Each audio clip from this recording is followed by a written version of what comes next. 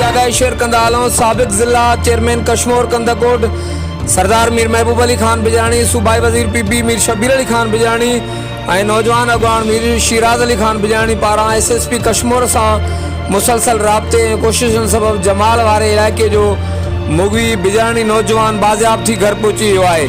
SSP कशमोर कंदाकोट Amjad अमन शेख ऐं संदसि team खे हिकु ॿी वॾी कामयाबी मिली वई।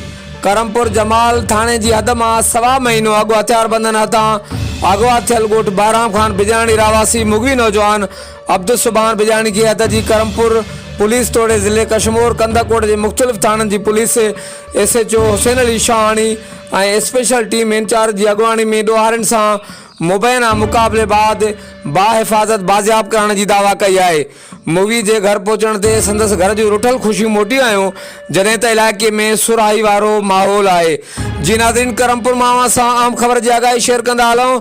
साबिक़ ज़िला चेयरमैन सरदार मीर महबूब अली खान बिजाणी, सूबाई वज़ीर PP मीर साहब मीर शब्बीर अली खान बिजाणी ऐं नौजवान अॻवान मीर शिराज अली खान बिजाणी पारां SSP कशमोर सां मुसलसल राब्ते ऐं कोशिशुनि सबबि जमाल वारे इलाइक़े जो मुगी बिजाणी नौजवान बाज़ियाब थी घर पहुची वियो आहे।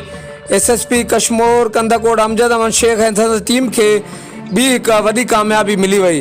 करमपुर जमाल थाणे जी हद मां सवा महीनो अॻु हथियारबंदनि हथां अगवा थियल ॻोठ बाराम खान रावासी मुगवी नौजवान अब्दुल सुबान बिजाणी की हद जी करमपुर तोड़े ज़िले कशमोर कंदाकोट जे मुख़्तलिफ़ थाननि जी पुलिस SHO हुसैन अली शाहानी जी अॻवानी में ॾोहारनि सां कचे वारे इलाइक़े में मुबैना मुक़ाबले बाद बाज़ियाब करण जी दावा कई वई आहे।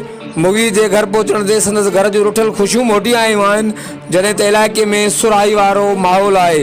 हर वक़्तु आगाहण लाइ ॾिसंदा रहो JTN वेब न्यूज़ करमपुर।